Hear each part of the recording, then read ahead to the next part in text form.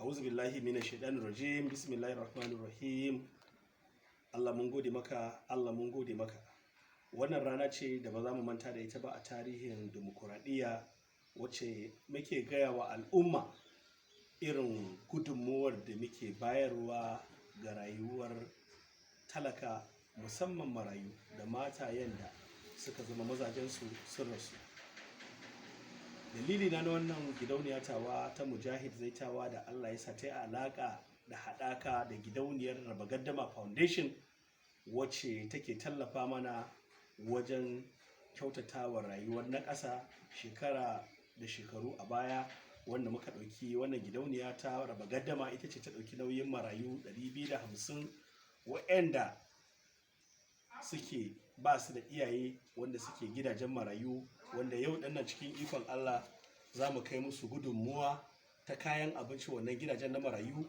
Dama kuma wannan gidauniya ta Raba Gaddama ƙarƙashin Mujahid Zaita Foundation ita take ɗaukar nauyin scholarship na karatun wa'annan yara, kuma cikin ikon Allah yau mun waye gari da samun wannan tagomashi na buhun shinkafa 100 wanda Alhaji Inuwa Waya, ɗan takarar gwamna na jam'iyyar APC, wanda ya bayar a tallafa wa ƙungiyoyi da gidajen wannan marayu, wanda daga ciki akwai ƙungiyar matan arewa, akwai ƙungiyar bakin kasuwa, akwai ƙungiyar Youth Coalition. Dukkaninsu za su samu tagomashi na wannan kayan abinci wanda wannan ɗan takarar gwamna Alhaji Inuwa Waya ya bayar a raba musu, wanda kuma alhamdulillahi wannan marayun yau Lahadi za mu fara kai musu ziyara gidajen marayun nan na tudun maliki da wanda suke ƙofar Nasarawa, sannan kuma da kuma na ɗorayi. Kuma cikin ikon Allah dama wannan aiki na wannan bawan Allah babu inda bai je ba, har jihohin arewa, wajen tausayin talakawa da kuma inda yake bani gudunmawa akan matsalar yaƙi da shaye-shaye, wanda muke training ɗin matasa wanda suka gama karatu amma ba su da sana'a yi. A wannan ɓangare ba cewa iya kama su ba, shi ne yake ɗaukar nauyin wa'annan matasa wajen sama musu diploma ta koyar da su sana'o'i, sannan kuma a ɗauki jari na kimanin naira 50,000 da injinan da suke amfani da su. Wayansu gashi nan an koya musu walda, wayansu an koya musu yadda suke kiwon kaji, wayansu an koya musu kiwon kifi, wayansu an koya musu yadda za su iya spray na kayan abinci a na manoma, wanda ake irrigation kamar noman rani, wanda alhamdulillahi ko watan da ya wuce mun ba wa mutum 52 training, sannan yanzu ya ɗauki nauyin mutum 300 wanda ake ba su wannan training akan yadda za su koyi sana'o'i, dabarun sana'o'i kala-kala, wanda kuma bisa ƙoƙarinsa zai ba su jari na naira 50,000. Sannan kuma cikin ikon Allah akwai ƙungiyar matan arewa ɗinnan, wanda mata na gari, wanda yanzu haka a baya ya ba su jari na masu harkar ƙosai, sana'a ƙosai, da masu awara, da masu ɗinki, teloli kenan, duk an ba su wannan jari. Su kimanin mata ba zan iya faɗar adadinsu ba, amma dai cikin ikon Allah yau su ma sun samu wannan tagomashi da za mu ba su wannan kayan abinci. Kuma alhamdulillahi tsari yana nan tafe wajen tallafawa al'umma da renon na ƙasa, wajen yaye raɗaɗin talauci da rage kaifin talauci da Majalisar Ɗinkin Duniya ta ce jihar Arewa, musamman jihar Kano, tana daga cikin waɗanda suke kai kan gaba. Kuma cikin ƙudurar Ubangiji dama niyyarmu da kawo wannan bawan Allah shine masanin tattalin arziki ne, masanin kimiyya ne, masanin ci gaban rayuwar ɗan adam ne, wanda ya yi sami experience da gogewa a fanni-fanni, kuma Allah ya yi masa rufin asiri da suturar da ya alfarma ce zuwansa ya zama gwamna a jihar Kano, saboda dalilai na guda biyu. Na farko dai, ko ba komai Alhaji Inuwa Waya shine mutumin da idan ka zaɓe shi Allah ya sa ya zama gwamna a jihar Kano, za ka samu ci gaban masu kawo sa hannun jari daga ƙasashen duniya. Duk inda ya ɗaga waya ya kirawo, ba baƙo ba ne ba shi, mutane za su kalle shi su zo su zuba jari, saboda ya zama collateral ga jihar Kano. Kuma ko ba komai wannan abin muke gudu da yankan rake da ake tunanin waɗansu gwamnoni suke ƙoƙarin su kawo mana kafin karfe 9 a ce an zo wani zaben. Ba kai wa al'umma komai ba, amma shi yau irin gudunmuwa da Kadimul Islam ya kawo jihar Kano wajen ci gaban jihar Kano da inganta ta da samun mata da tsaro da samun mata da hanyoyi da samun mata da cibiyoyin kasuwanci, musamman kasuwar nan ta Dangoro, kasuwar duniya wacce yanzu an gama ta ga ta Daula Hotel ana kokarin kammala ta kafin telonsa ta zo karshe. Kaga idan ba a samu mutanen da za su zo baki da za su zo su zuba hannun jari ba, ta ina Kano za ta cimma Lagos, ta ina Kano za ta cimma Dubai. Saboda haka mu a yunkurinmu kamar yadda tsarin kudancin Najeriya yake, sai mutum ingantacce, mutumin da ya san tsarin tattalin arziki shi za a dora don ci gaban wannan jiha. Mu ma yanzu Kadimul Islam Dr. Abdullahi Umar Ganduje ya haɗa da wannan ɗan takarar gwamna Alhaji Inuwa Waya domin mu fahimtar da al'umma a da aikin da yake yi don Allah, yanzu al'umma ta kai ta kawo suna buƙatar su gan shi. Ko a satin da ya wuce babu irin gudunmuwar da bai baya bai kasafta wajen tallafawa harkar addinin musulunci a makarantu wanda suka shafi a islamiyya, wanda kowa ya gani sabila rashad irin gudunmuwar da ya kai wannan makaranta wajen wanda ya zama hafizin qur'ani aka bashi 250, wanda ya yi na farko kuma wanda ya suka yi sauka saboda akwai ƙira'a na percentage da ake samu ga wanda ya fi jajircewa. Na ɗaya aka bashi 200,000, na biyu aka bashi 150,000, na uku aka bashi 100,000. Hukumar makarantar kanta sai da ba ta naira 500,000. Irin waɗannan mutane, kaga hikimar da take a wannan waje shine yadda al'umma za su amfana da matasan da suke wannan karatu za su samu ƙwarin gwiwa wajen haddar Qur'ani, shine dalilin da yasa yi wannan abu. Sannan na biyu,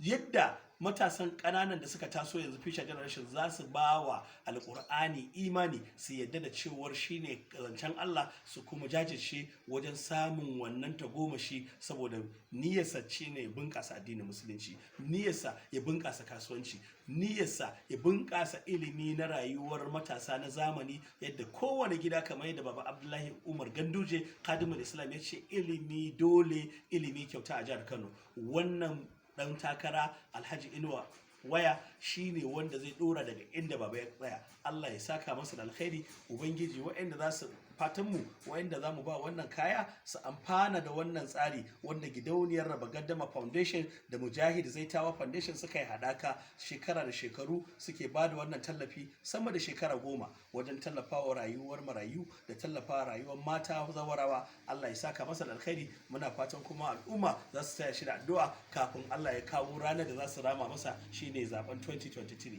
Nagode. Yanzu wani irin kira za ka yi ga sauran 'yan siyasa da al'ummar jihar Kano game da irin wannan tagomashi da wannan bawan Allah yake yi? Ai kira guda ɗaya ne.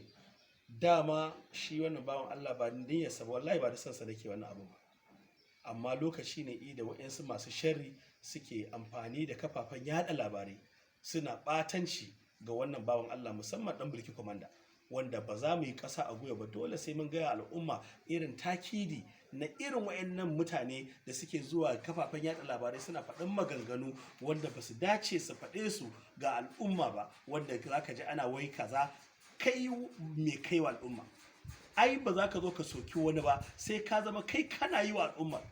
So saboda dalilan irin wayannan mutanen muka ga lokaci yayi da zamu fito da gaskiyar lamari mu ga al'umma irin tsarin da wayannan bayan Allah suke yi don inganta rayuwar na ƙasa. Su kuma suna fakewa da wannan, suna cin roman dimokuraɗiyya da article ɗin freedom of speech da ya bada dama ka faɗi albarkacin bakinka, amma sai aka yi kwana ake habaici ake zarwance don shinkusawa ko ɓatanci ga wayansu mutane wayanda suke da amfani ga al'umma, wanda kuma idan dai har wayannan mutane ba za a bar irinsu su shigo siyasa ba, to siyasa za ta kasance irin waccan siyasa ta dambarwa wacce ake ɗaukar mutane marasa daraja, ake ɗaukar mutane marasa ilimi wanda ba su da wani tunani da za su ɗora Kano akan ci gaba. Amma samun irin su Inuwa Waya a cikin dimokuraɗiyya ba ƙaramin ci gaba ba ne, ba ƙaramin nasara ba ce ga al'umma, domin sun san inda aka tsaya a tattalin arzikin ƙasa, sun san inda za a ɗora. Amma barin hana irinsu shigowa don za a zo ana cin mutuncin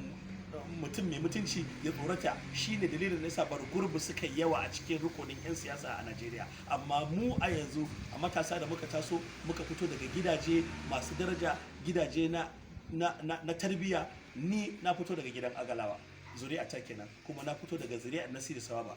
Dole ina da alfahari ta bangaren da na fito cewar na samu tarbiyya, kakannina suna da alaka ta wajen uwa da gidan sha rubutu. So ba karamin alfahari bane a ce irinmu muna cikin siyasa kuma mu yi kokarin gayyato waɗanda suke da ra'ayi irin na mutum da karfin mu bai kai ba, mu nemo waɗanda suke da karfin da suke da hikima suke da basira wajen kawo dama ga al'umma. Kamar yanzu da Allah ya ara mun a majalisa ta 8 na zama SA na shugaban majalisa na wannan lokaci Bukola Saraki, na ɗauko shugaban majalisa na kawo jihar Kano, na zo an fara yaƙi da matsalar shaye-shaye, ko ba komai an rufe kamfani 83 wanda suke yin kodin a jihar Kano. Tun ana sai da kodin naira 700, sai da kodin ya koma naira 5,000 har 6,000 ana sai da shi. Ba karamin tasiri wannan al'amari ba. Kuma da Allah ya tashi mai da ni majalisa ta 9, sai Allah ya ƙara mai da ni ofishi na mataimakin shugaban majalisar dattijai, ya bani babban mai bashi shawara akan harkar shaye-shaye. Irin gudunmu da na kawo da yadda na zo na nemo 'yan kasuwa da mutanen da suke da mutunci irin su Alhaji Awul Rano, irin su AY mai kifi, irin su shi wannan bawan Allah Alhaji Inuwa Waya, suke tallafa mana da yadda za a iya rage raɗaɗin talauci. Ba zan gushe ba sai na mika godiyata ga ubanmu Alhaji Aminu Ɗantata akan dukkanin gudunmuwa da ta shafi rayuwar talaka. Wallahi al'azim ba zan kai masa wannan kuka ba tare da ya share min hawaye ba. Dukkanin wani abu da na zama akan harkar rukunin siyasa gudunmuwarsa ce Allah ya mai da ni wannan tsari. Kuma kullum fatan da nake yanzu a kwanan nan irin gudunmuwa da ya ba GGC Dala naira miliyan 100 akan gina kasuwar makaranta da inganta ta da mai da ita ta zamani don 'ya'yan talaka su amfana. GGC Dala ga ta nan a cikin bakin kasuwa nan gwamnati kusa da gidan Malam Aminu Kano. Yanzu irin waɗannan mutanen su muka rasa. Kwanan nan ya haɗa gwiwa da Kadimul Islam aka tafi zama da tsakanin rashin fahimtar juna tsakanin Dangote, 'ya'yanmu na jihar Kano da Abu Samad Isaka Rabiu. Yau Alhaji Amin Ɗantata da Kadimul Islam sun ɗike wannan baraka, kuma dukkanin wayannan mutane fa 'yan cikin bakin kasuwa ne. Ko ba komai jihar Kano rashin haɗin kansu ya cutar da mu. Ko ba komai rashin haɗin kansu ya mai da Kano koma baya. Mu aka sani cibiyar kasuwanci, mu aka sani da arziki, mu aka sani da cinikayya. Siyasa a Kano aka fa muni cibiyar dimokuraɗiyya ta arewa. A nan Kano aka yi Malam Aminu Kano, a nan Kano aka yi Abubakar Rimi, a nan Kano aka yi Malam Ibrahim Shekaru, a nan jihar Kano aka yi Kabiru Gaya, a jihar Kano aka yi Kwankwaso, a jihar Kano aka yi Kadimul Islam. Ya ilahi, amma dukkanin wa'annan rukuni a ce yau a jihar Kano matasanmu sun koma shaye-shaye, ai ba karamin kalubale bane ba. Shi yasa muke bukatar mu kawo gwamnan da yake da kishin wannan aƙida ta yaki da matsalar shaye-shaye kamar Alhaji Inuwa Waya, domin na ga abin da na san kuma me yake mana dan yaki da wannan matsalar shaye-shaye.